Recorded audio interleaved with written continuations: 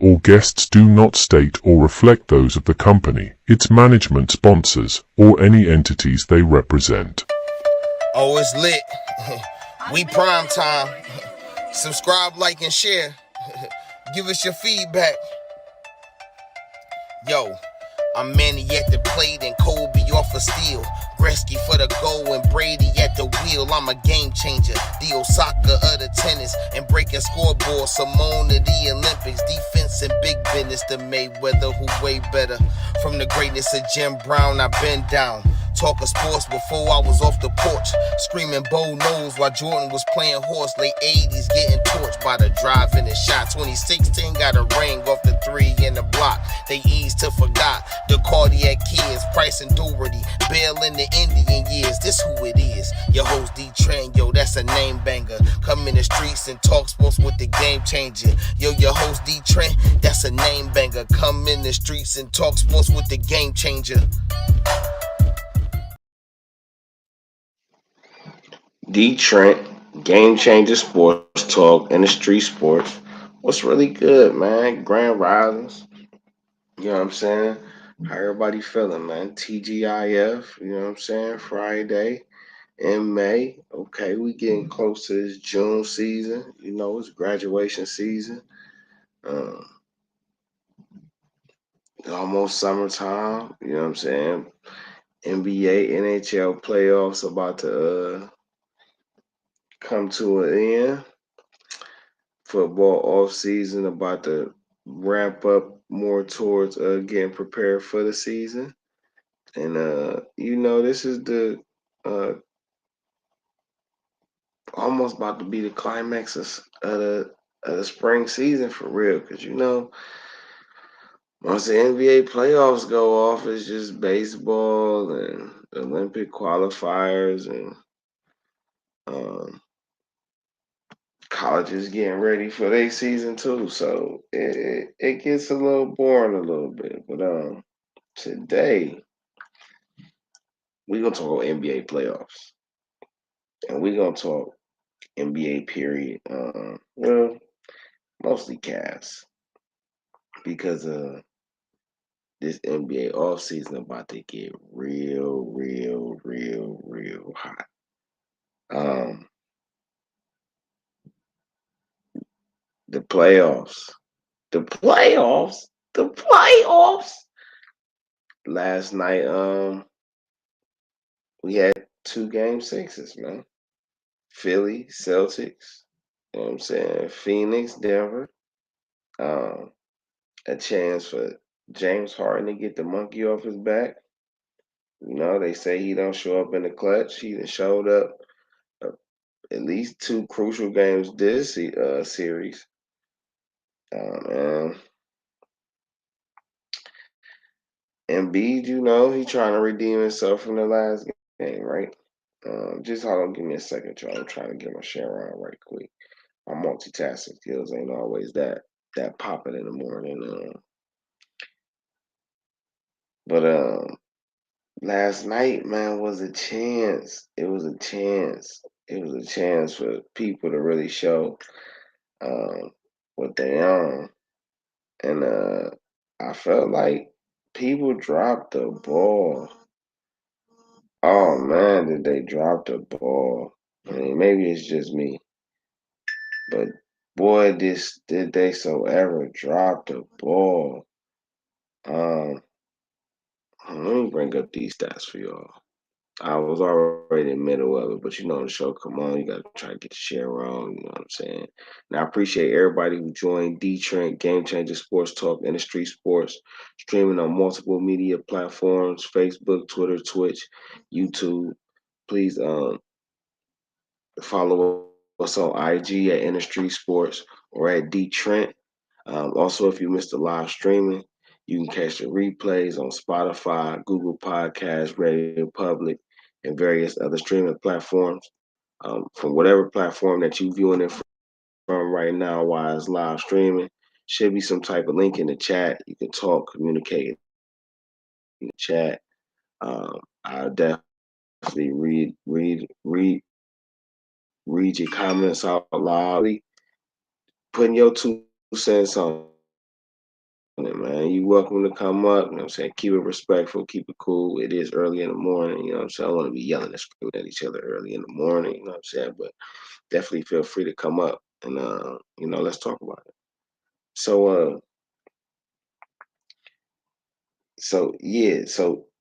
I felt like James Harden dropped the ball last night.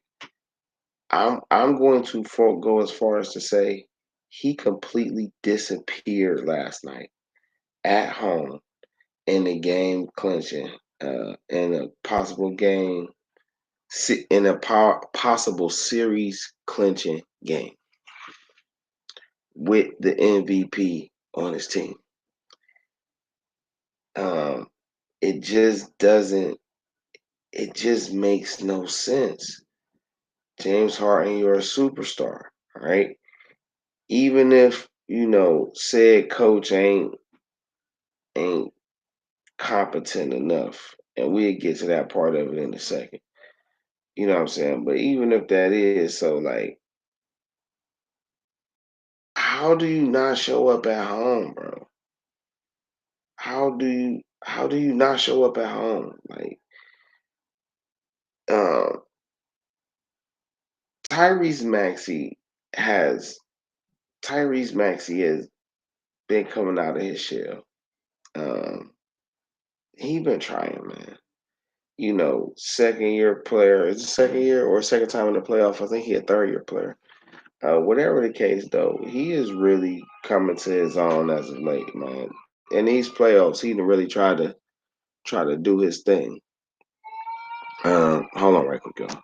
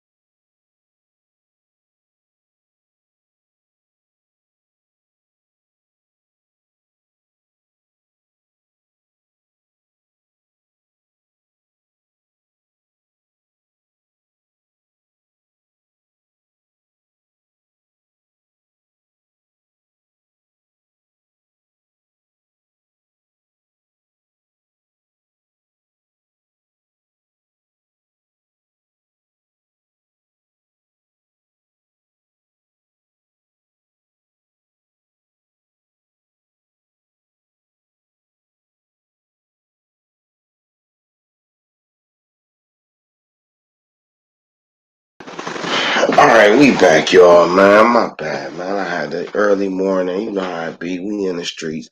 DeeTrynt, Game Changer Sports Talk, InDaStreetzSportz, man. Streaming on multiple media platforms: Facebook, Twitter, Twitch, YouTube. If you missed the live streaming, please catch us on Spotify, Google Podcasts, Radio Public, and various other streaming platforms. We talking NBA playoffs right now. I was getting my share around, just trying to get it up. So my bad if you came in and I wasn't. I was trying to do a few things, you know what I'm saying? But so Philly had a chance to clinch Game 6 at home after winning in Boston on the road, and they wet the bed. They wet the bed.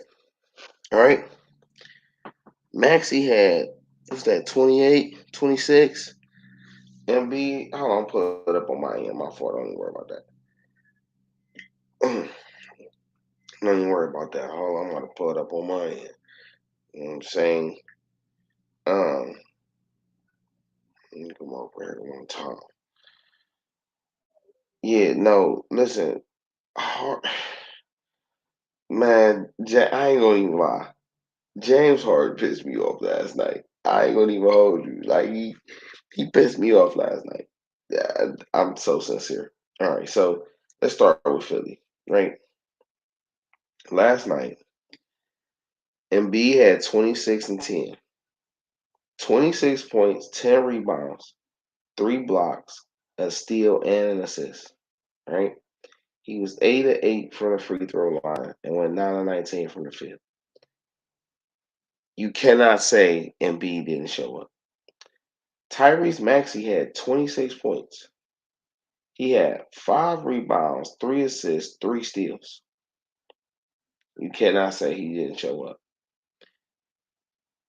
He shot 9 of 20 from the field, 3 of 9 from the 3, 5 of 6 from the line. Tobias Harris, and this is an absolute crime. Tobias Harris went 1 of 7,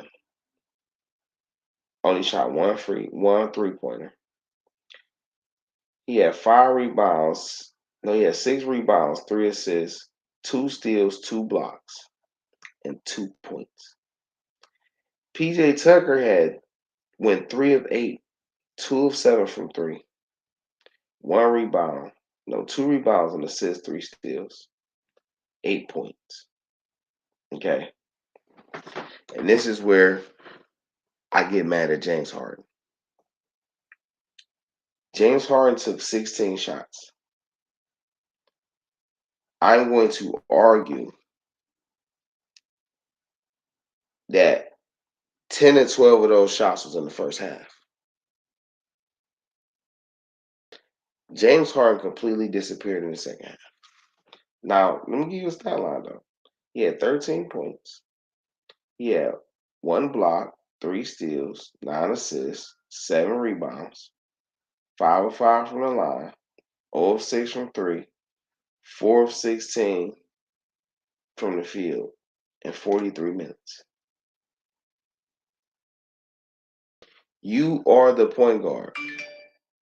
You are the point guard. James Harden, you are the point guard. You facilitate and you orchestrate the team. You are one of the premier passers in the league. You led the league in assists. Okay? Any world, I don't turn my notifications off.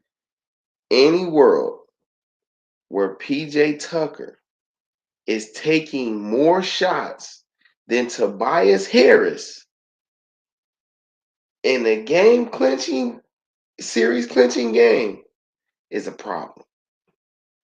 That is disrespectful.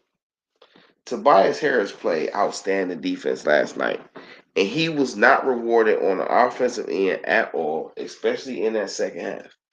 They did not even try to get him the ball to get some shots. Okay?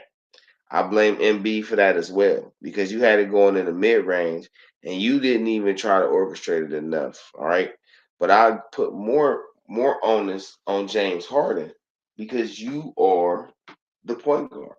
You are the guy running the show, orchestrating the offense. So it makes no sense that not only did you not have over 20 shots,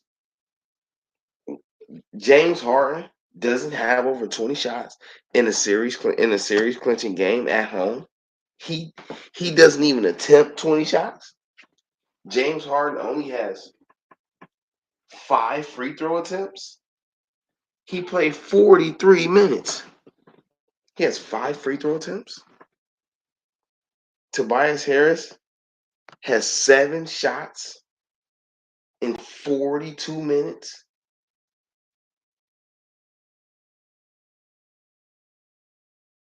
Niang went 2 for 3 off the bench. Daniel House did, I don't know, Niang played 15 minutes. DeAnthony Melton went 0 for 5, 0 for 4. DeAnthony Melton, I don't know what was up with him last night, bro. He shooting air balls. He playing rattled.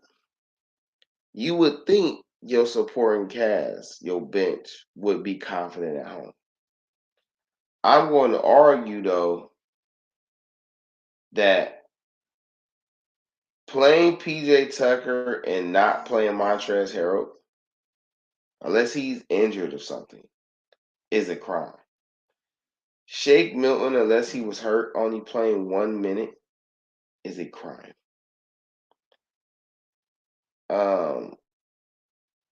Jaden McDaniels only playing 1 minute is a crime. And all of these, now, I'm going to say this first. Had James Harden played more aggressive offensively, some of these other guys like Milton and Jaden McDaniels probably would have played more. But this is going to go to my even bigger point. Doc Rivers has to go. And any GM who hires Doc Rivers as a head coach for a title contending team will probably not keep his job long. Doc Rivers, for some reason, folds in the clutch. This does not shock me because Doc Rivers was not a clutch player.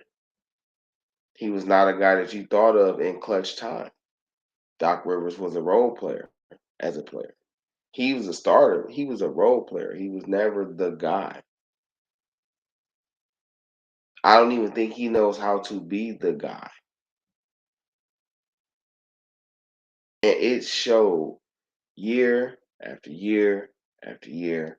And people say, oh, will he run a ring? Will he run a ring? He got an asterisk by that ring. He run a ring with players that was almost his age. And that's arguably Rondo. Rondo was the driving force behind him getting that ring. And for Doc Rivers to be a guard, a point guard as a player, why he'll never get along with his point guards, right? I thought about something last night. Rondo was running the Celtics pretty well at the point guard spot. And Doc Rivers beefed with Rondo because he wasn't a shooter, but couldn't work off his strengths. You get to Philly, now you mad at Ben Simmons because he not a shooter, but he can run an offense, and you can't seem to work with that. You go to LA after having whatever happened with Rondo and the Celtics. You get Chris Paul, who can do everything, and you still couldn't figure it out. I'll argue you didn't have no wings, but that's kind of your fault too. You had Blake, you had DeAndre, who you forced them to keep. Speaking of DeAndre and the Clippers. Now you're in Philly, you have one of the most lethal offensive threats at point guard on every level. You got the MVP big man on your team. You got Maxey, Tobias, and a gang of other things. And you can't close out at home as a coach. You don't got no motivational talk. You ain't nothing. I'm almost to the point to say you're getting tuned out. And if Philly do win in Boston in Game 7, it won't be because of you. You have enough of a track record for me to say you fold under pressure. Your teams fold under pressure, and you've been at 4 different teams that's folded under pressure. Even though I'm gonna say 3, because I ain't gonna do Paul Pierce, KG, and Ray Allen like that. I ain't gonna do them like that. You know what I'm saying? I ain't gonna do them like that. I ain't gonna put them in there. My fault. But you folded with the Clippers, folded with Philly, fold. So, but let's not take away from Boston, right? This was so sweet about Boston.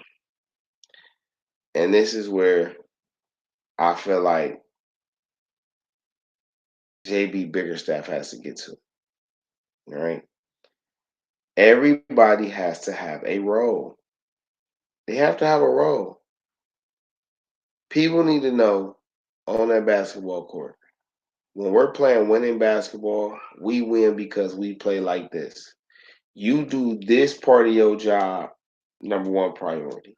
It's your number one priority. It's your priority. It's your priority.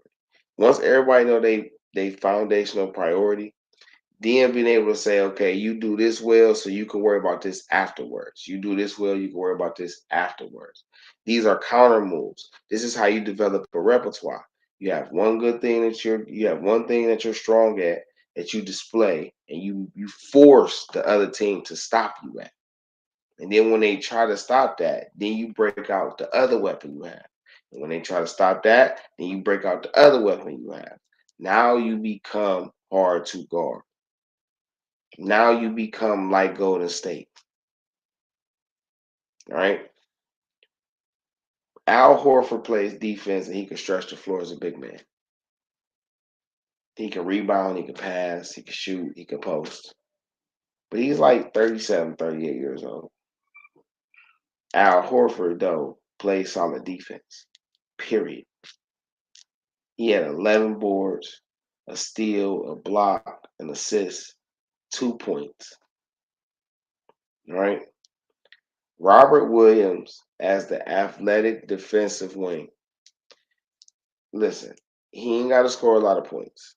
His job is to protect the paint to get rebounds. Number one job. Al Horford's job is to check the man's big man, play style defense, get on the rebounds, stretch the floor. And stretch the floor is the last option. He guard the number one big, he get rebounds, then he stretch the floor. Robert Williams, protect the rim, get the rebounds, get on a break, clean up rebound. Very specific. Jason Tatum, Jaylen Brown are the scorers. Marcus Smart is the point guard.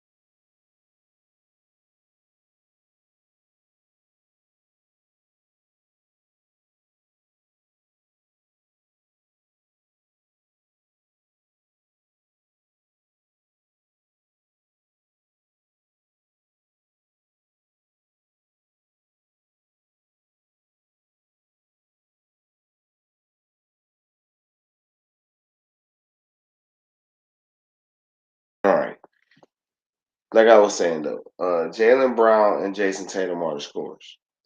Marcus Smart is developing into a orchestrator. I'm not going to call him a facilitator. I am going to say he is getting better as a point guard. The next level I would like to see him at is just an improved handle with the ball and the ability to pass off the dribble.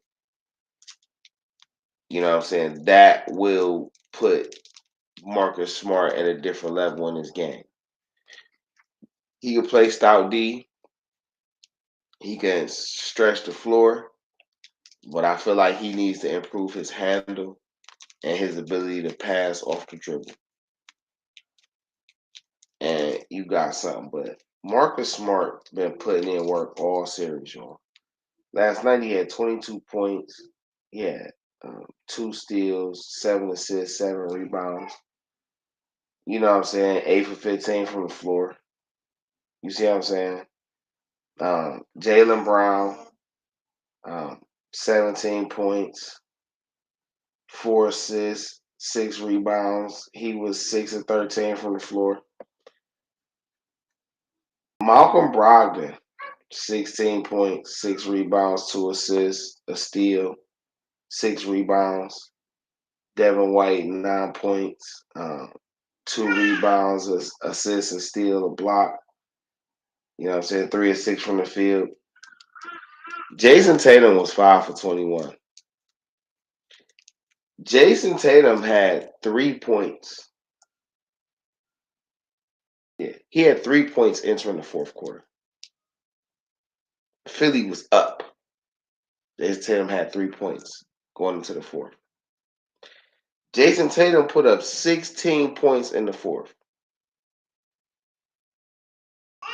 I think he went on a stretch where he put up like 9 straight. He had like 3 straight threes for him. He turned up. He single-handedly won the fourth quarter for the Boston Celtics. And they were finding him. He got on the rebounds. He got on the defense. He got on the break. He did it all. Hold on, y'all.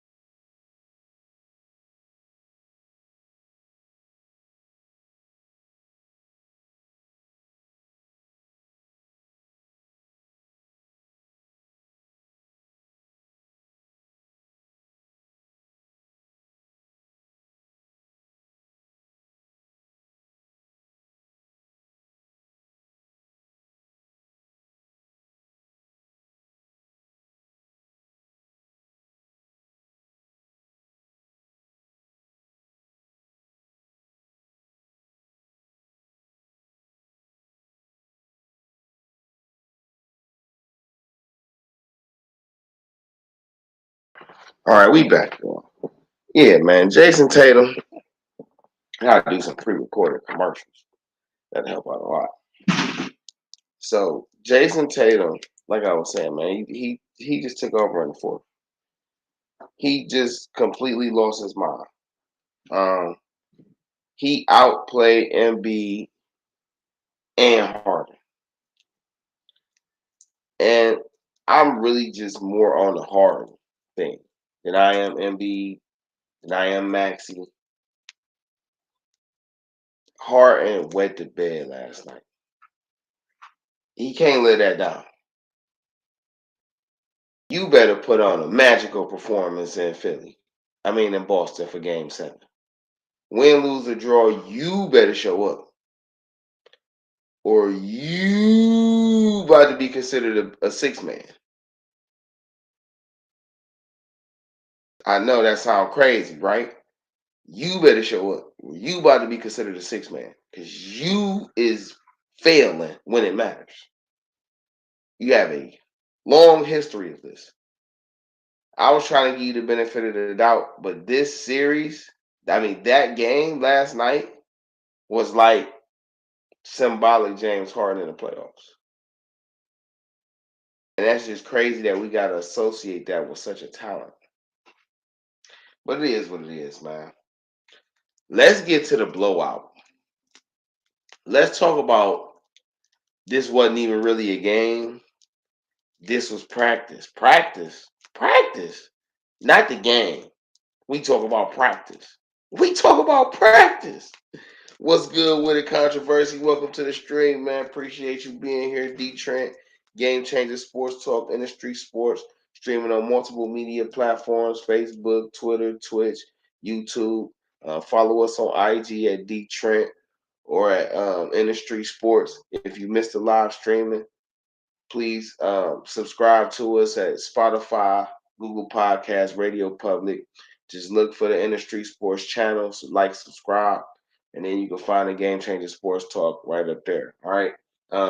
Wherever platform you watching it from right now, though, you can get in the chat. You know what I'm saying? Give your comments. Should be a link in the chat if you want to be able to come up and say your 2 cents. You know what I'm saying? It's all love. I'll be reading the comments out as we go. Oh, I see you, Let's talk Steel. about Denver and Phoenix. Shout out to my dog, Steel, man. What it do, Still? In the room, Katie? Yeah, we about to talk about Katie and them. Yeah. We get into that right now. So the Denver Nuggets, and congratulations and shout out to the Denver Nuggets, is the first team to make it to a conference final in this playoffs. They beat the Phoenix Suns in 6 games. Right? Last night was a shellacking. Ain't what they say? It was a shellacking. This wasn't even competitive. First sign that this game wasn't gonna go well was DeAndre Ayton not playing. DeAndre Ayton is out with a rib contusion, and Chris Paul is ruled out for Game 6. Now, a lot of people may have forgotten that Phoenix just got bought by a new guy, right? I don't know how to say his name properly, so I'm not going to even attempt it right now. But he had a run-in with Jokic earlier in the series. In my opinion, he was a big part of the reason they traded for KD. And last night, Monty Williams, Chris Paul, and DeAndre Ayton, in my opinion, have suited up their last time as a Phoenix Sun. Period. Devin Booker, Durant started last night. They had Shamet and Shamet, Cameron Payne, and Landale. Phoenix gonna have a whole new squad next year. And this fits the bill so crazy because the new CBA, that's going, I think it kicks in next year or the year after. It might be the year after. But when the new CBA kicks in, you can only have two max superstars on your team anyway. If you still want to be able to build a competitive team with a nice roster, you only gonna be able to have 2 max players. Everybody else gonna have to be role player contracts. So people not about to be Harrison Barnes and Jeremy Grant. I'm sorry to put y'all names up there. The old J.R. Smith and Tristan Thompson contracts. That's over with. The Jordan Love. Not Jordan Love. Jordan Poole contract. That's over with. The Draymond. That's over with. All of them, y'all getting overpaid. This over with. Over with in the new CBA. They cracking down on a luxury tax. So you'll still be able to go over, if I'm mistaken, you'll still be able to go over the cap to re-sign players that you got bird rights to. But all that extra manipulating the cap, that's over with.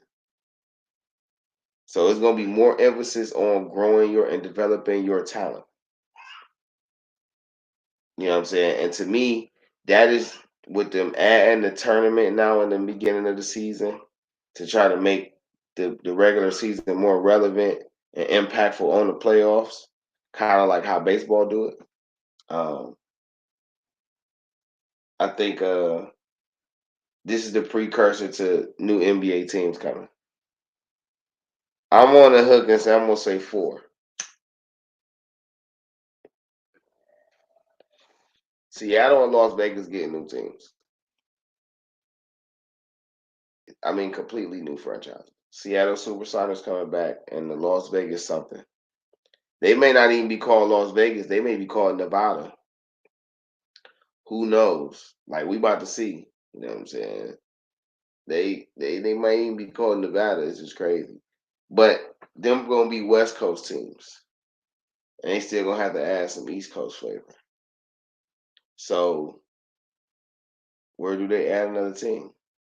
Right? Does Missouri, does St. Louis, does Kansas City? Is that the place? Do they go? I mean, you got Memphis, so I don't know. I mean, Charlotte back already. New Orleans here. Florida got Miami, and so I don't know. Would they put a team in South Carolina? Because Charlotte is in North Carolina. Washington. I don't know.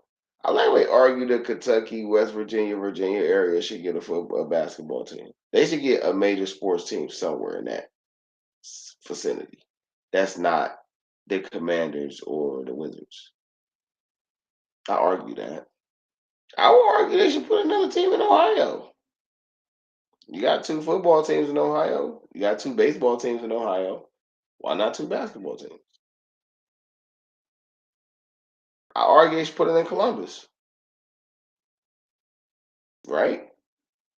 You do Columbus, you do that little West Virginia in them area, West Virginia, Virginia, Kentucky, little area.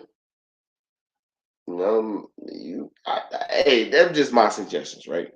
But it's definitely about to be new teams. But getting back to Phoenix, which was the point,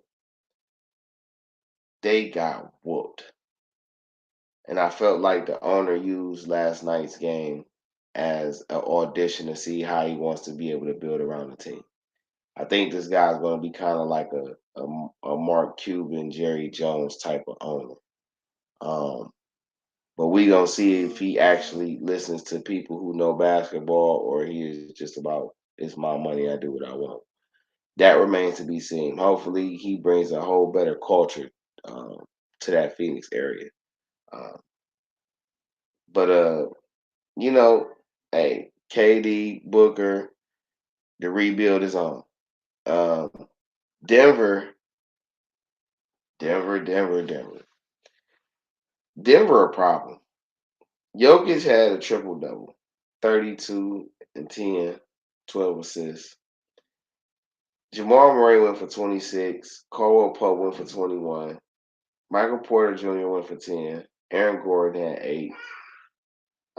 Bruce Brown had 13 off the bench. Denver wins 125-100. Denver was up 30 by halftime. They had put up 80 in the first half. This game was just not even. This was an exhibition game. This was a gym run. You know what I'm saying? Hold on.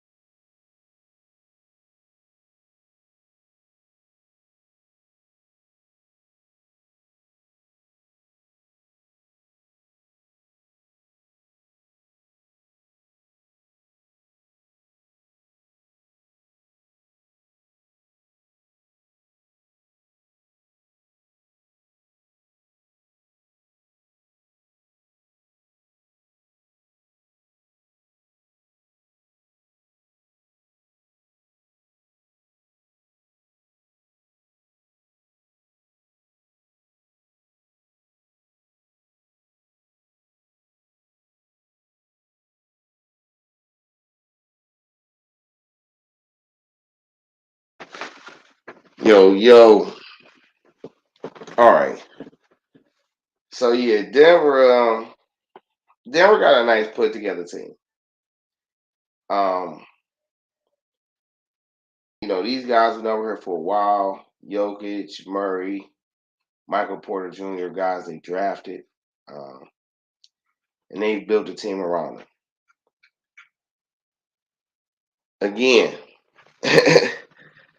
in the new CBA, you can only have 2 max players. Right? Whatever contracts got happened during the last CBA, those are How you still feel valid. about that though, man? I feel like they just trying to take the power back from the players.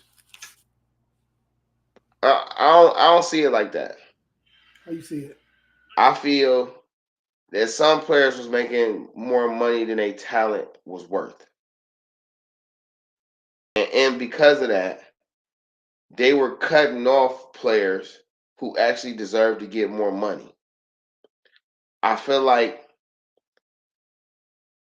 teams be just acquiring players to keep other teams from getting them, but you were stopping this player from actually impacting the game. That's a fact. So it's a two-way street. You know what I'm saying? Especially if they talking about bringing in more teams, which I'm pretty sure is on the docket. You can't have teams with 5 to 7 all-stars and 3 of them just sit on the bench and don't play for real. You can't keep having guys who can still put in work and be impactful on teams in their 35, 36, 33-year-old ages. And they not getting on run time because y'all trying to keep a competitive balance. At some point, you're just playing with other people's livelihoods.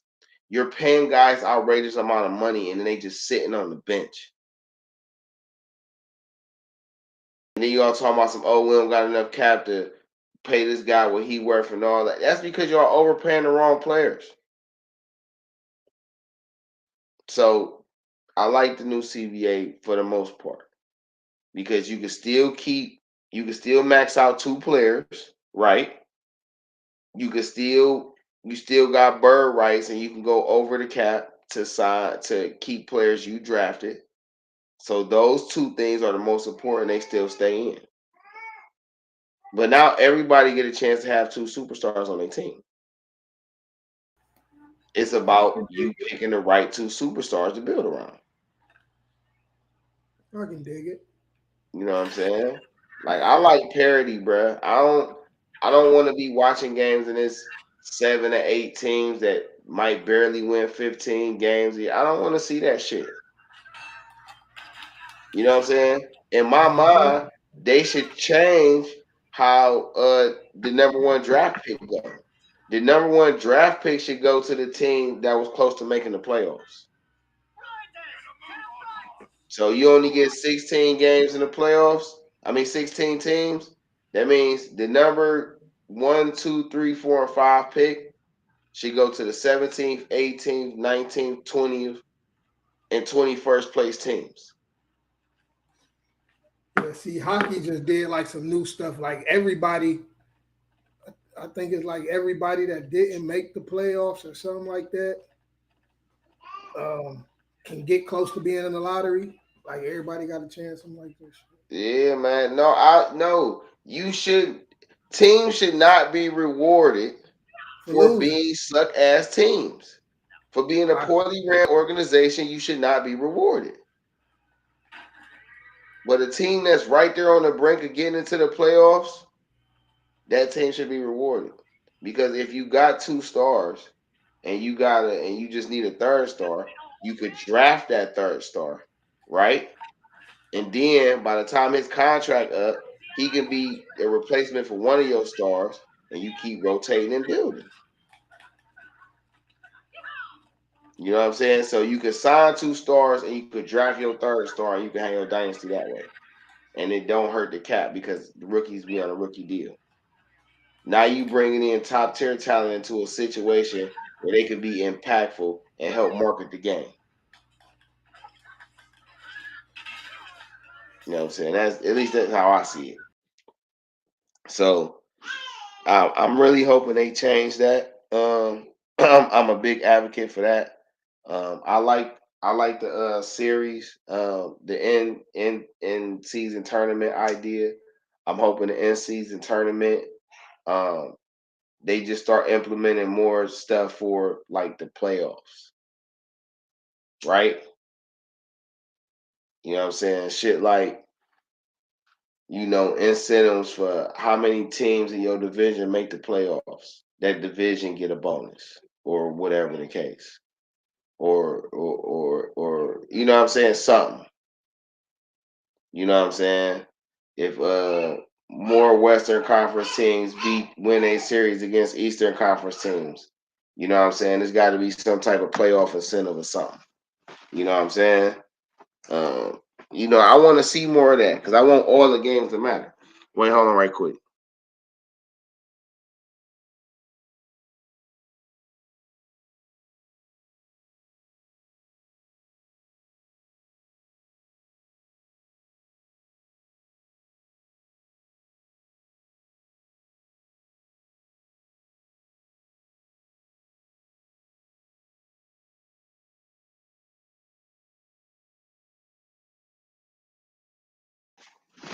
Yeah, man, I'm trying to see that. So I think the NBA trying to, I give them more credit than all the other sports leagues and trying to get it right and trying to do things in a way that evolves the game. Um, but this being able to spread the talent around is gonna help a lot, flat out. Um, I like the way Mike Malone runs Denver. I like the way they team structured. I like that everybody has a role. And now we about to get into these CAVS. DeeTrynt, Game Changer Sports Talk, Industry Sports, streaming on multiple media platforms: Facebook, Twitter, Twitch, YouTube. Follow us on IG at DeeTrynt or at Industry Sports. If you miss a live streaming, please catch the replays on Spotify, Google Podcasts, Radio Public, various other streaming platforms. Just search for the Industry Sports channel. Subscribe to that, and then you can find a Game Changer Sports Talk show. With that, I just put up a new article covering the Cavs, what I think they should do about their bench. We're gonna talk about that though. But so that link will be available for you. Go ahead and check that read out. It's probably a nice little like 3-minute read. You know what I'm saying? So you can check out. Give your feedback on. But we about to talk about it. So I like the way Mike Malone runs that team. I like the way Boston run their team. And this is winning basketball, right? Winning basketball is everybody knowing their role and you getting comfortable in that role and you owning that role. And I feel like this experience that the Cavs just had, it is something that they help make them better, especially Coach Bickerstaff. People keep saying they want JB fired. Two small guard formula ain't a winning formula in the playoffs. So I don't agree. Controversy say two small guard formula ain't a winning formula in the playoffs. I don't agree. What I feel like is you can win a championship with any formula if you do it right. There's more than one way. We'll just say it's 9 ways to skin a cat. It's more than one way to get the correct answer. It's just about how you doing it. Now, the problem with the Cavs is true. He said it hasn't won yet. Again, because something hasn't been done, don't mean it can't be done. And I've literally seen teams win with 2 7-footers owning the paint and What you being talking about? cerebral. I just came back, bro. Oh, controversy. We transition to the Cavs. He come in. He say, two small guard formula ain't a winning formula in the playoffs, and he was saying it hasn't won yet. Listen, things have to happen for a first time.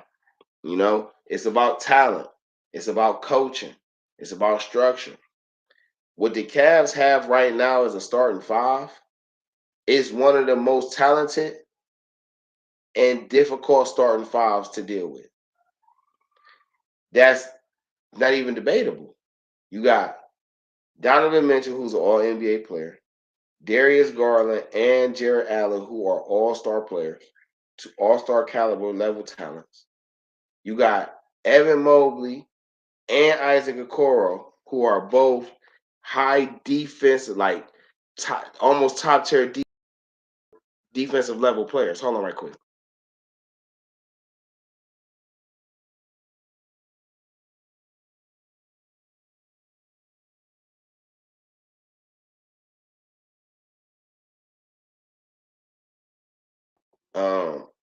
Yeah, these um so as I was saying, Donovan all NBA, Garland, Allen, all-star caliber, and then Evan Mobley and Isaac Okoro are defensive caliber, top tier defensive talent.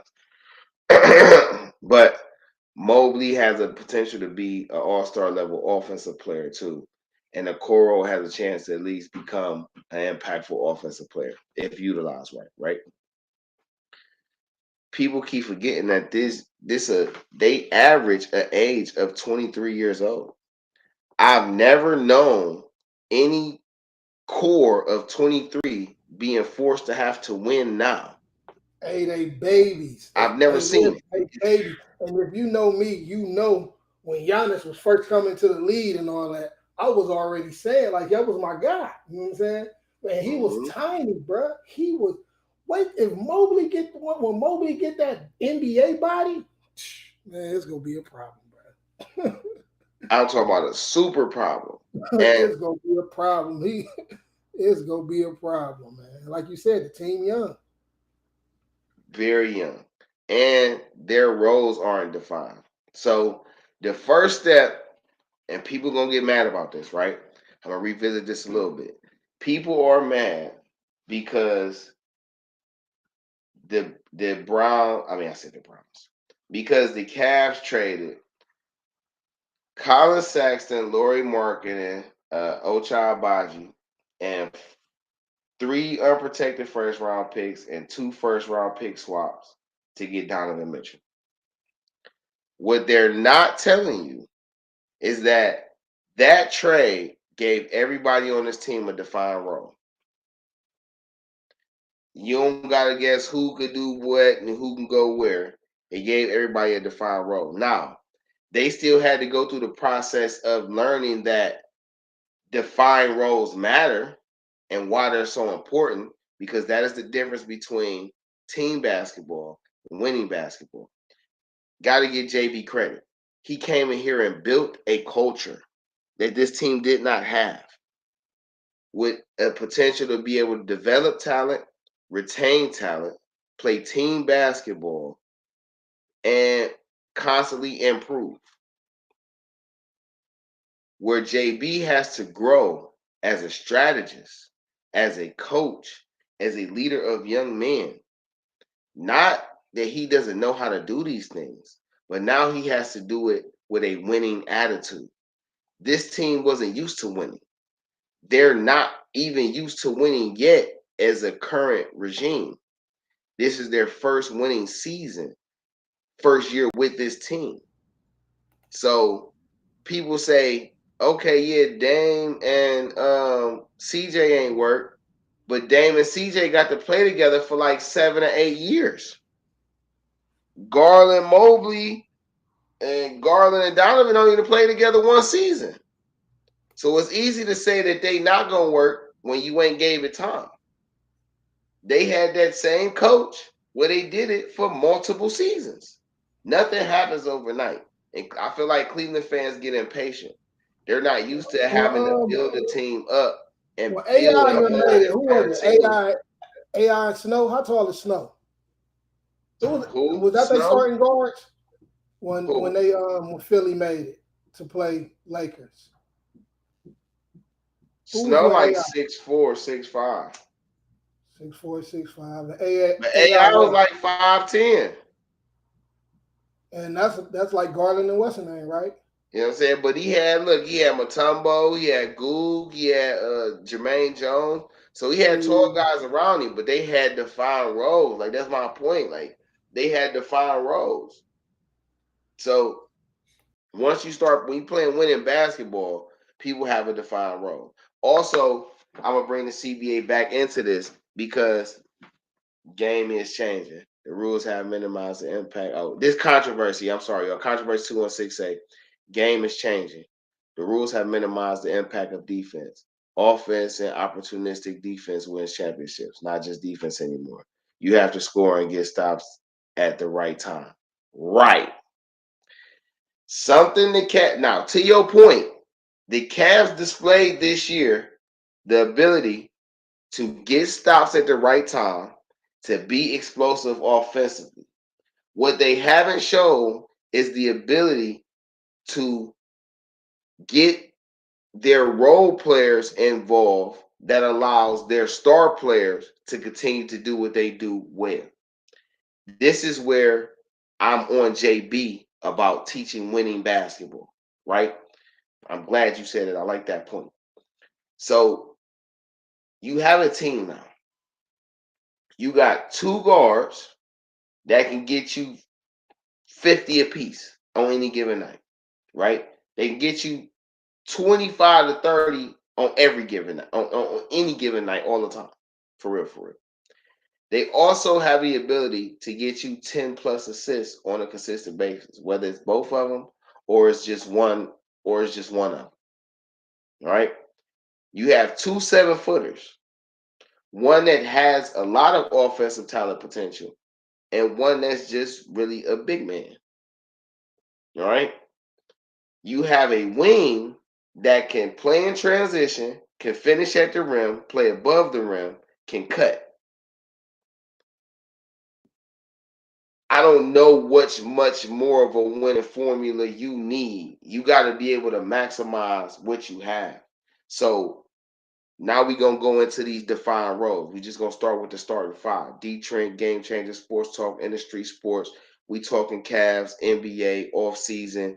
You know what I'm saying? And right now I'm about to go over this starting five and what their defined role should be, in my opinion, right? So I'm talking Jared Allen, right?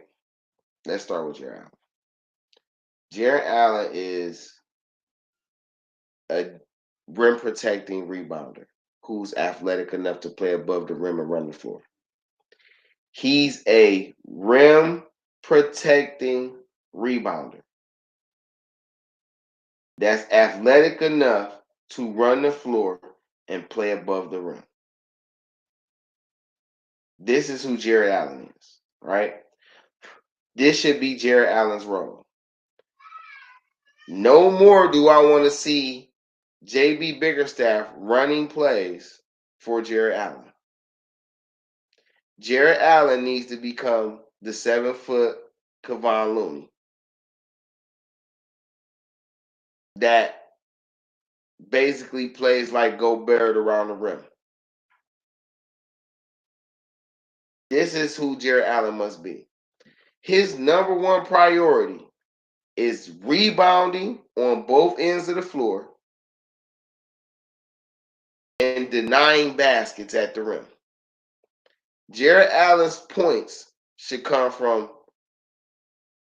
getting putbacks, second chance opportunities. If Jared Allen gonna average 15 to 20 points a game, it's because he getting 10 putbacks a game. All right. I think Jared Allen has a mid-range jumper if it's utilized off the set shot. Maybe that can come into play at some point. I think Jared Allen has at least 3 post moves or at least enough of a pivot game to be able to get open off a pump fake after collecting the offensive rebound. Jared Allen, no more plays. to be honest, I don't even want to see Jared Allen setting no more on-ball picks unless he's late trailing the play and it's just catching the defense off guard. Jared Allen's number one role should be giving the Cavs as many possessions as they can throughout every game and protecting the rim. That is all. And he got to show me that's what the $20 million is worth. All right?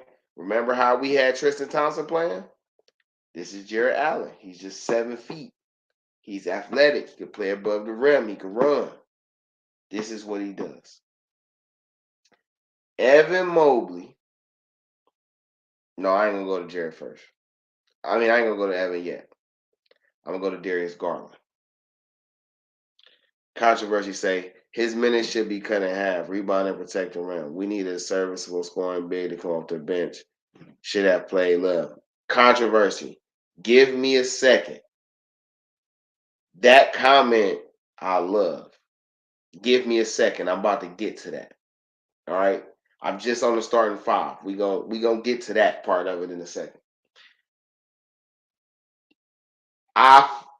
The way Jared Allen played, I feel you. I feel you. But to be honest, ain't nobody to cut Jared Allen minutes for right now, present day, current time. I believe in making people earn their money.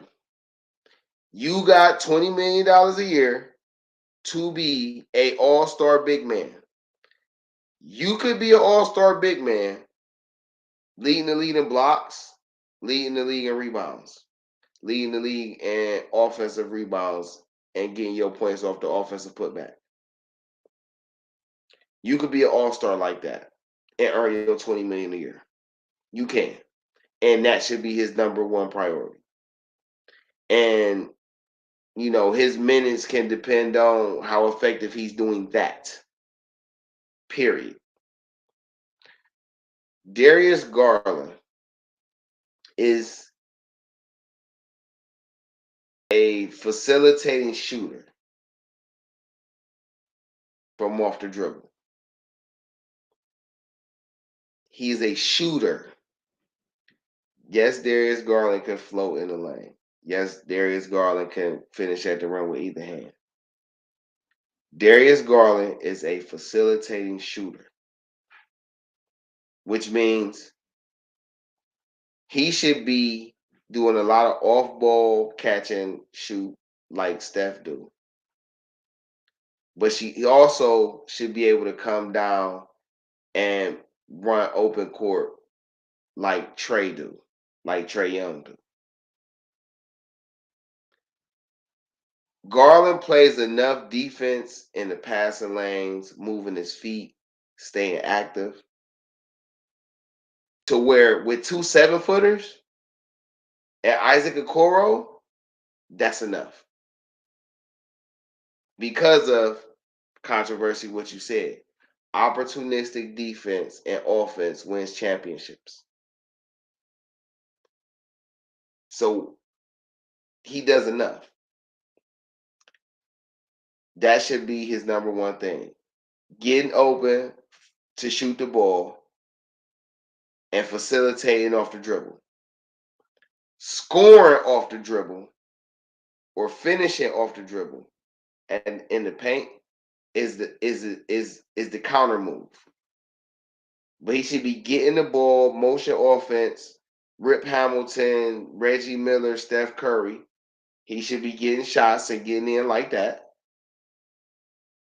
And then he should be able to come down like Trae Young, get it off the dribble, pick, whatever, whether he shoot it or he create for somebody penetrate. But he should be able to really get it off the shot and use his shot to open that up and do his dribble thing to get in the paint because you have Donovan Mitchell. Donovan Mitchell is a scorer. His number one priority should be to score. But where Donovan Mitchell has to evolve is as a playmaker. Mentally first, right? Donald Spider, you know that you could get your shot at any time, but you don't have to do it all by yourself. You have a Evan Mobley. That should be your guy. When you want to penetrate and open it up, you and Mobley need to become in sync. Garland gonna get his regardless. Just because of his skill set and how it meshes with what Jared Allen does. He can get his regardless. You know what I'm saying? Jared Allen getting offensive rebounds, kick it back out to Darius Garland, who should usually be open for the three. That should be, Jared Allen should be able to get 5 or 6 assists off that alone. And going back to why he don't need no plays run from him. Getting possessions as a rebounder gives you all the opportunity to get points and get assists. Block, rebound, outlet pass. Jared Allen, you play with Kevin Love. You should have been able to learn how to do outlet pass. We get to JB in a second on that matter, though. So he do that. Garland is stretching the floor with his shooting. You feel what I'm saying? Garland stretching the floor with his shooting. Now that's 2 things on your team that matters that you got locked in. Somebody who's going to rebound, get a lot of possessions, protect the rim, and somebody who's going to stretch the floor that doesn't allow the defenses to crowd the paint.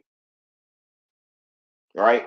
Now, you have to actually worry about being a threat in the paint. You have a Donovan Mitchell. He can literally score off the dribble.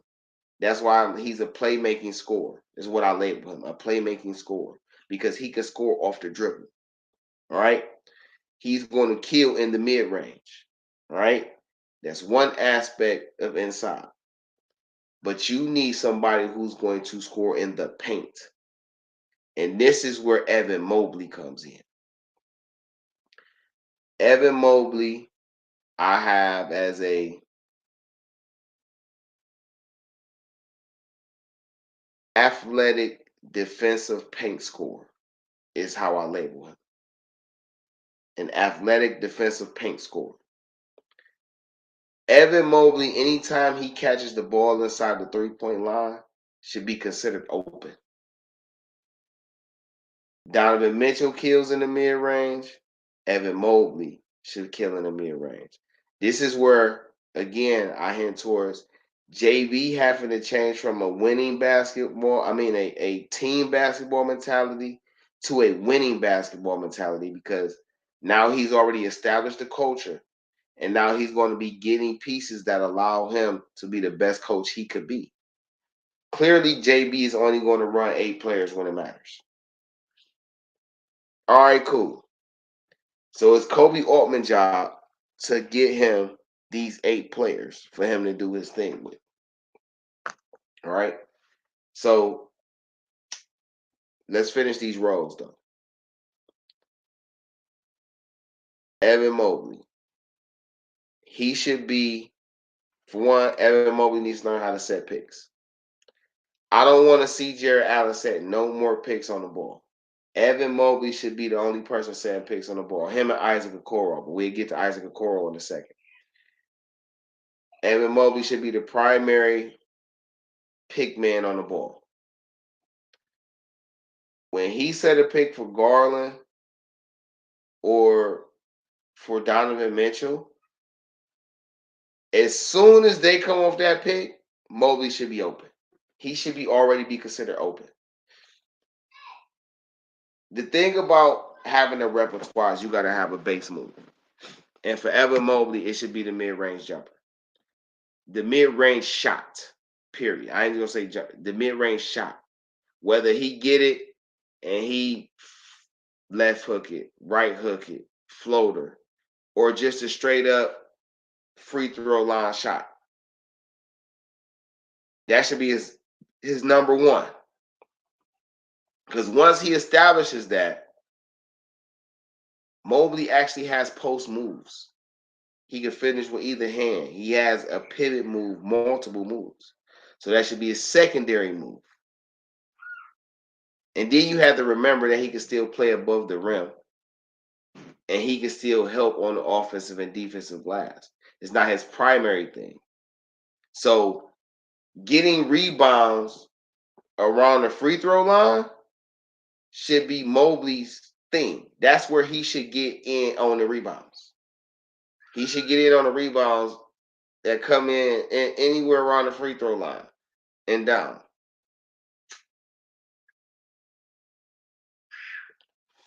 Anything on the glass specifically should be Jared Allen. If it's on the glass, it should be Jared Allen.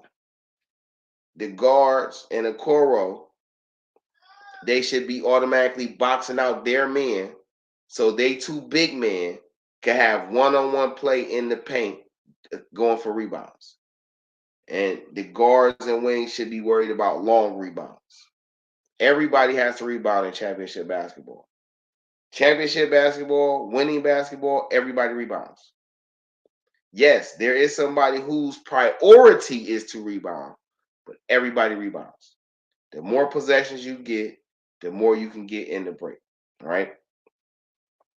But Evan Mobley is the one guy, along with Isaac Okoro, who can actually check on the perimeter to a degree.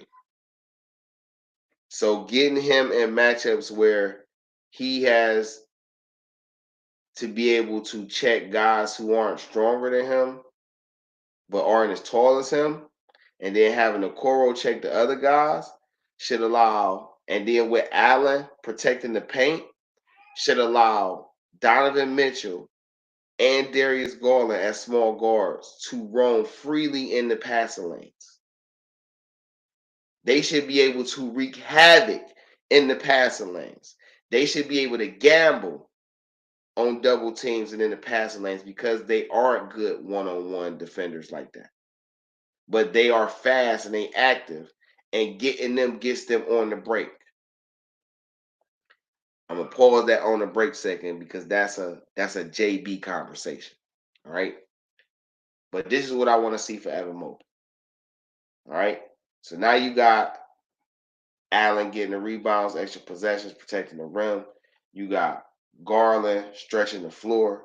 You got Donovan Mitchell getting it off the dribble, wreaking havoc off the dribble.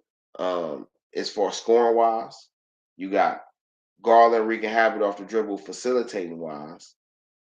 Now you got Evan Mobley establishing himself as a paint beast, scoring. He catching in the mid range, he got it. If you jump on his mid range, he got the pump fake. He can back you down, spin, finish. He can dunk it. He can get it off the drive. He can get it off the cut. And that's how Evan Mobley gets in on offense. And that should be a priority. And then he should be able to evolve into high post, right? So once you know, okay, if Evan Mobley catch it, he gonna be able to catch and shoot right there anywhere below the 3-point line. Once they start getting on that, and they start figuring, okay, we can't let him drive either, right? That alone should be unstoppable. But now in the high post, you get to see his passing ability. This is where Isaac Okoro comes into play. So many people want to get rid of Isaac Okoro. Why? He's 21, 22. He's strong. He is athletic. He has a mid-range game. He can finish above the rim. He can finish at the rim with either hand for real.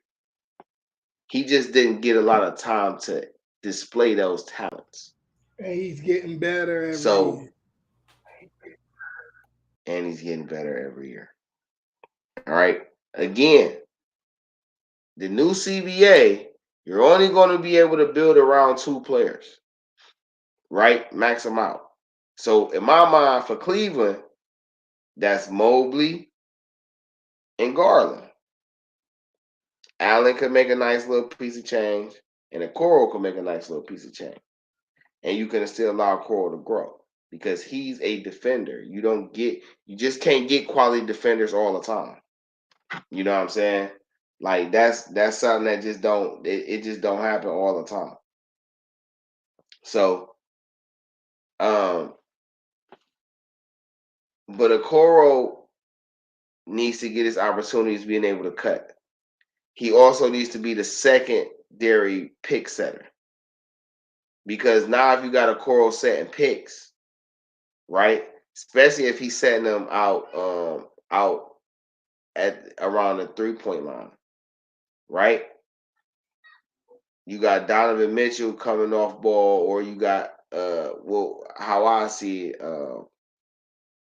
it, Donovan Mitchell. No, Garland. To me, Okoro would be for Garland, right?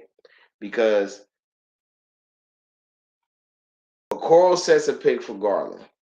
You don't want Garland shooting, right? So this automatically gives Okoro free lane down the middle. He should be able to get the ball and attack the rim. Whether that's step right in and hit that mid-range shot or go dunk it.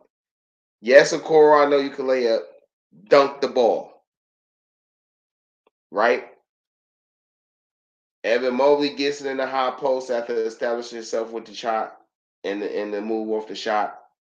And now you can get Okoro cutting because that's going to open up the middle of the lane, or you got Donovan Mitchell cutting. It should never be Darius Garland unless the defense is slipping, because his threat to get the ball from the 3 with his quick release should always be available. And if they are out there checking him, that means it should be something going on down there. Jarrett Allen, shouldn't worry about that. His job is to get rebounds, set off ball screens. That's his new role as a screener, setting off ball screens. His job is to make sure he sets a good screen for Garland to get open for a 3, or for Donovan to get open and receive a pass, or for Okoro to be open and cut through the lane. All right? If Okoro and transition. All right? Now, this is just a starting 5. And now I'm getting to JB, winning basketball. All right? Specifically. He has to play a faster game. I have no problems with JB establishing a slow, methodical game, teaching these young boys how to win games in the NBA. But he also has to allow these guys to get in the rhythm. He also has to find out what they can actually do. He has to increase the pace.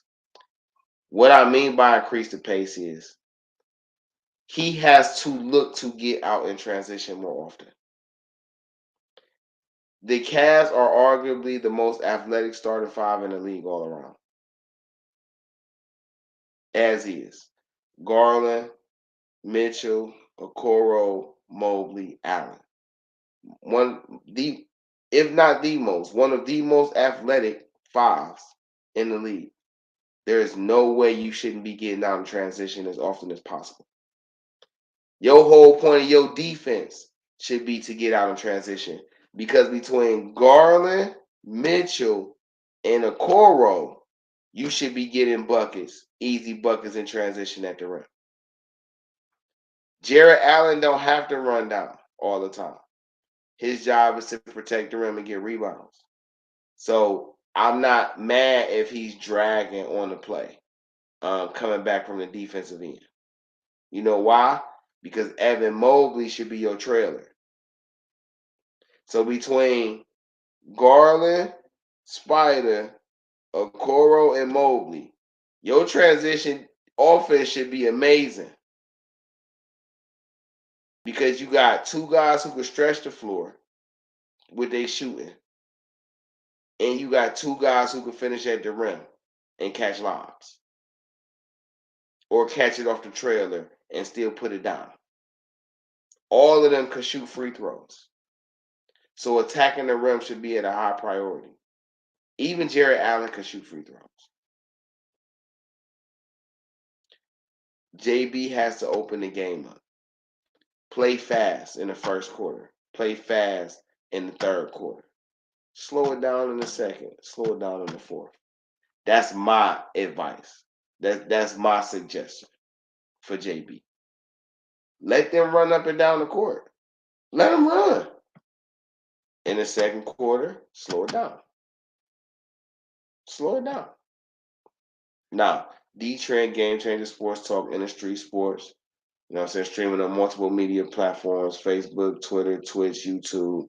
Follow us on IG at InDaStreetzSportz or at DeeTrynt. If you miss a live streaming, you can catch the replays on Spotify, Google Podcasts, Radio Public, and various other streaming platforms. Just subscribe to the InDaStreetzSportz channel, and then when you get in there, you can find a Game Changer Sports Talk Show with DeeTrynt. The link should be wherever as you streaming from or watching it from. You can get in the chat. I'll respond, read your comments out loud. You know what I'm saying? Right now, we talking Cavaliers off season. JB Biggerstaff strategy wise, how the team should be used, winning basketball, and I'm gonna get into this bench. I'm going to encourage you to go to I was about InDaStreetzSportz.com, to say, do you want me to catch the pull latest art. the article up?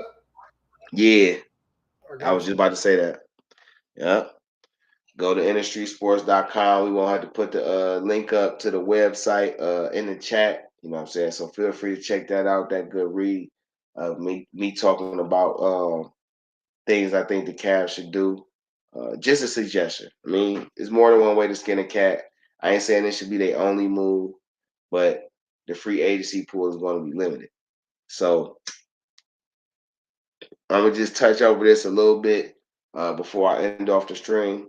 You know what I'm saying, on the Cavs side. Later on, I'll be streaming about the Browns. So definitely double back on this Friday. Come catch me streaming live about the Browns schedule release.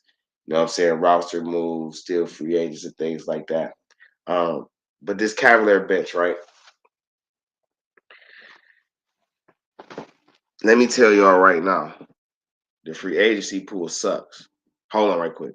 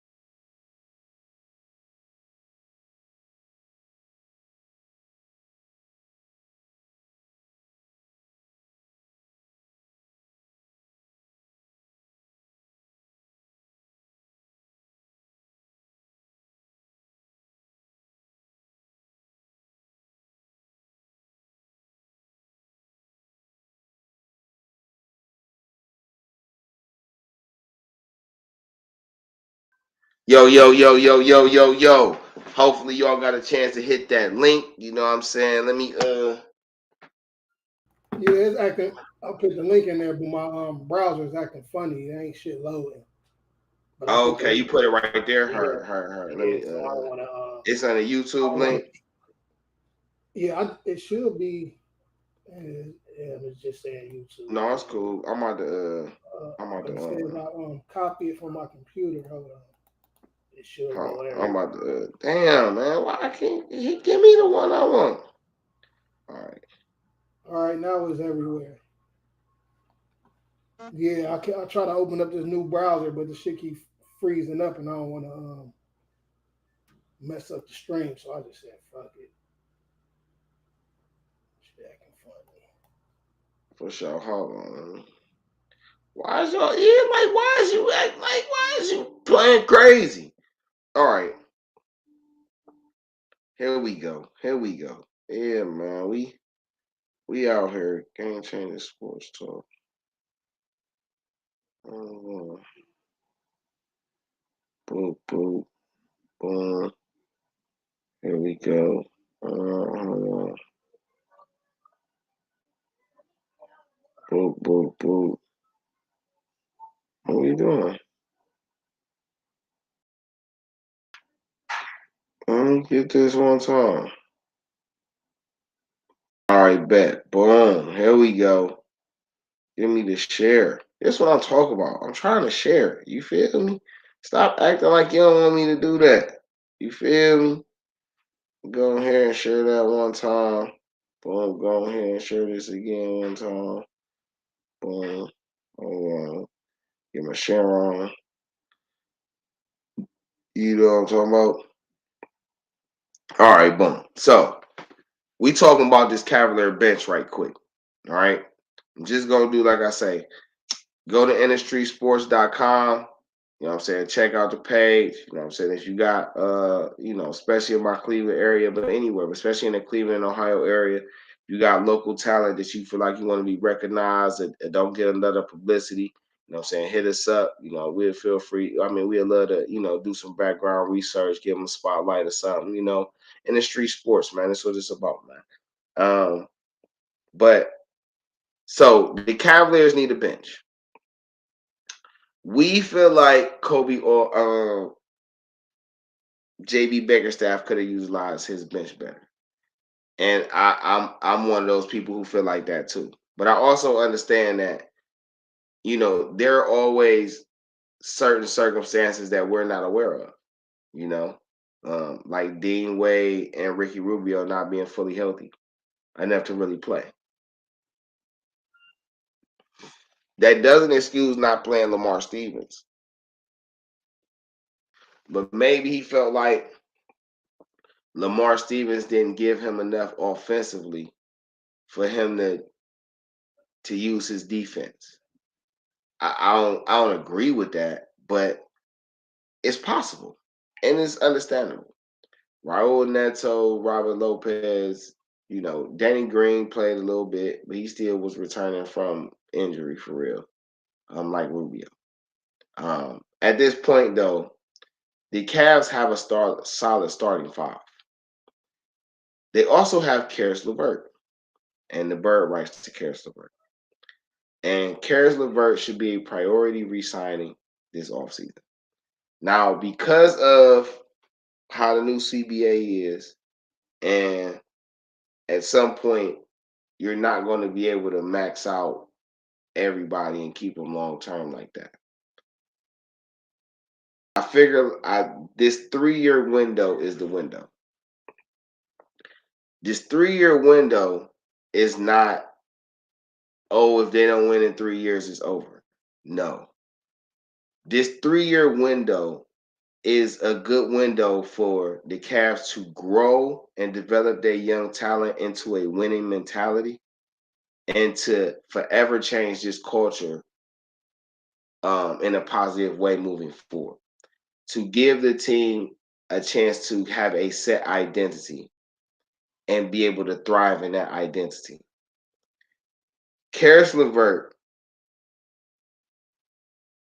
is a force as a lead guard, but not as a starting lead guard.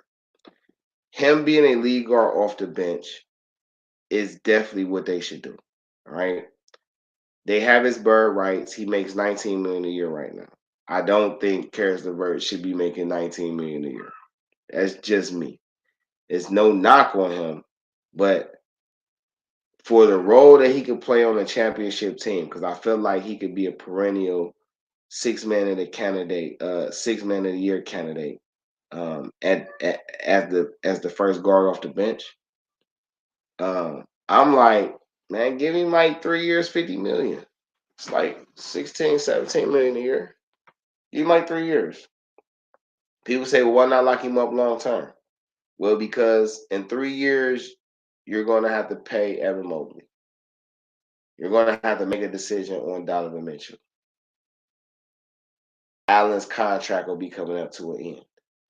So you want to build this team around this 3 years right now where you try to win as much as you can and see where that takes you. Seeing where that takes you doesn't mean championship or bust. And a lot of people going to believe that. That's not what it means, not to me. It just means that you're in the process of changing the mindset and the label on your organization for future. You drafted well enough to bring in stars to help build a team. That's how it works. How did Denver build a team? They drafted 3 stars. They acquired Aaron Gordon. They acquired Caldwell Pope. They acquired Reggie Jackson. They acquired Bruce Brown. You see what I'm saying? They acquired Jeff Green. They're one of the guys they drafted. But the 3 guys they drafted, Jamal Murray, Nikola Jokic, Michael Porter Jr., they're a big part of the team, right? Golden State, they drafted Steph Curry. They drafted Draymond Green. They drafted Klay Thompson. They acquired Andrew Wiggins. They drafted Kevon Looney. They drafted Jordan Poole. So drafting matters when you put the right pieces around them. You know what I'm saying?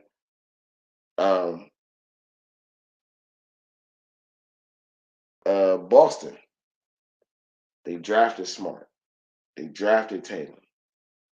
They drafted Brown. They drafted Robert Williams. They acquired Al Horford. They acquired Malcolm Brogdon. They acquired Devin White. What's different with the Cavs? The Cavs drafted Garland. They drafted Okoro. They drafted Mobley.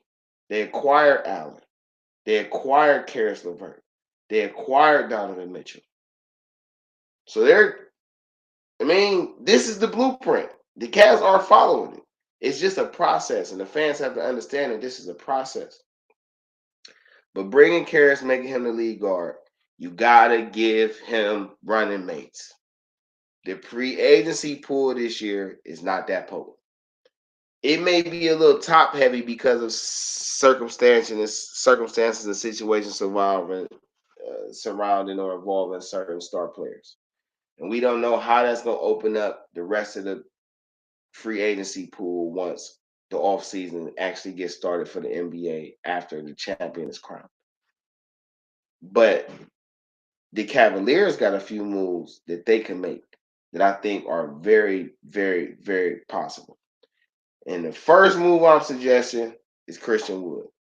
Now, Jeremy Grant is probably going to be available. He's a guy that makes $20 million a year. And I don't think he's going to make that under the new CBA. Christian Wood is a guy who makes about $13, $14 million a year. It's possible he won't make that under the new CBA. But with the Cavs, I think he can. So I'm proposing, right? They package up Rubio, Chetty Osman, a second-round pick, future second-round pick, maybe 2 future second-round picks. They got to be future, like 2028, 2029 type shit. Future, right? And they should trade for Christian Wood. Now, in order for Christian Wood to get his max money, they will have to work out a sign and trade. I'm pretty sure for what Dallas gave up for Christian Wood, they don't want to lose him without getting something in return. But I don't think he's going to fit in their scheme long term because I feel like they're about to just rebuild it around Luka. And, they got to figure out what they're going to do with Kyrie. So I think Christian Wood will be available. I think Mark Cuban will be willing to take 2 expiring contracts, and Rubio, who signed a 3-year deal, but only like the first 2 years is guaranteed. And then Chetty Osman, who's on an expiring $7 million deal. and I think Rubio makes $6 million. So his $6+ million plus Chetty Osmond's $7+ million. That's almost about $14 million. That should be able to get you a sign and trade for Christian Wood. And I'm offering you give him 3 years, $40 million, right? You give him 3 years, $40 million. You get Karis LeVert 3 years, $50 million. Now you got a 3-headed monster at guard with Karis, Donovan, and Spider. And you got a 3-head monster in the paint with Wood, Allen, and Mobley. All right? Wood and Karis can come off and be the leading forces off that bench. You got a guy in the paint who can stretch the floor, play some defense, play aggressive. A guy you can rotate in with your other bigs and really have a combination of things, or you could just let him play the center while the other 2 bigs get rest. You can do the same thing with Karis LeVert, all right? But they're going to need another point to that. You're going to need somebody who can actually shoot and play defense. This is where the 3-and-D guy comes in. Now, if they trade for Christian Wood, then they could still got a mid-level exception that's about $12 million. They could spend the whole thing on one player. Josh Richardson comes to mind, a 3-and-D guy. He like 29. Christian Wood like 27. Karis LeVert like 28. So you want a veteran, more seasoned bench coming off, and preferably guys who haven't got a chance to shine and show their talent in other places that can come over here to the Cavs and be impactful on the playoff team. You know what I'm saying? I'm pretty sure all those guys would like to play with our starting 5. You know what I'm saying? You can get up young guys, stay energetic, talented guys. It's going to be competitive in practice all the time. They need to do that. All right. But a guy that I think will become available, Malik Beasley. He's currently with the Lakers. I don't think Malik Beasley is going to get re-signed by the Lakers, and I don't think he's going to continue to make $15 million a year. But I think because of the MLE, they may be able to sign him to about $8 million a year and get him over here for like 3 years. You know what I'm saying? Hey, look, give you like a, 3-year, $24 million deal. Malik Beasley only 26, so he can still come out at 29, make a contract. Again, 3-year deals. It's a 3-year window. Donovan got 3 years left on his deal. It's 3 seasons till Allen's deal is over. It's 3 seasons until you got to re-sign Mobley. So you want to try to do what you can right now. This is what I'm telling Kobe Altman. These are the things you need to do to build that bench up. But you bring in Malik Beasley, another guy who's got lost on a lot of benches, who has the ability to score, still young. He can shoot. He can play some defense. He can play in transition. He can play in the half court. You put him with Karis and Christian Wood. Now JB got 8 guys that he could lean on for heavy minutes. You know what I'm saying? They all bring a different talent that complements what the starting 5 do. And, they stay healthy. That would be formidable. You telling me Garland, Spider, Okoro, Mobley, Allen with LeVert, Beasley, and Christian Wood? That's phenomenal, right? It's only 8 players. You get 15 on the bench, you're going to use at least 12 probably during the season, right? So we go back to this re-signing thing, right? You still got the bird rights for Mamadou Diakite, Isaiah Mobley, Lamar Stevens, and Dylan Windler, right? I said the name Windler. A lot of people going to lose their fucking minds. F. Windler, he don't stay healthy. Why? But guess what? You still have to have so many guys on the roster. Oh, and they still got the bird rights to Danny Green, too. You still got to have so many guys on the roster. All right? And you need certain skill sets. Kobe Altman do what I'm suggesting and pull this off and acquire those 2 players to go with Karis off that bench for these contracts or something around these contracts I'm suggesting. All right? Now you're talking about what they need now, shooters. Because at that point, Lamar Stevens and Dean Wade will still fit with those three. You could use Diakite and Mobley as growing big, developing big men. You know what I'm saying, in your system, because you have multiple big men. Then you can use Stevens and Wade the way you can use them. All right. You would still need another shooter or two, right? Wing shooters, right? So if Wheeler can stay healthy, I mean, re-signing Wheeler shouldn't cost you nothing, right? Shouldn't cost you what? They got his bird right, so signing him for $1 million a year or something. You know what I'm saying? You know, he can get a $4 million deal over 3 years or some shit like that. That's, you know what I'm saying? Even if he gets 6, that's not gonna hurt nothing. Danny Green, what he made like $3 or $4 million a year. You can give him another, bring him back for another year for like $4 million or something, $3 million or something. Diakite and Isaiah Mobley, you could literally just bring them back for like $1 million a year. You can get them 3 years, $4 million a piece or something. 3 years, $5 million a piece. Yeah, they gonna take you into the luxury tax, but that's little. And they might not even take you into the luxury tax. Like because you got their bird rights, like that might actually be cool for you. You know what I'm saying? And then you will still have room in the MLE to go get a guard that can shoot, like a Seth Curry. You know what I'm saying? Another guard that can stretch the floor, a Patty Mills, if he becomes available. You know what I'm saying? You'll need a guard like that. So now you got other guys that can help stretch the floor. You got young guys that can grow in your system and eventually become good. And you got your core guys. That's how I see the Cavs should do the offseason. You know what I'm saying? But make sure y'all check that out. It's DeeTrynt, Game Changer Sports Talk, InDaStreetzSportz, streaming on multiple media platforms, Facebook, Twitter, Twitch, YouTube. Follow us on IG at InDaStreetzSportz or at DeeTrynt. If you missed the live streaming, please catch the replays on Spotify, Google Podcasts, Radio Public, various other streaming media streaming platforms. Just subscribe to the InDaStreetzSportz channel, and then look for the Game Changer Sports Talk show that'll be up under that. All right. I am DeeTrynt. This was Cavs Talk, NBA Playoff Talk.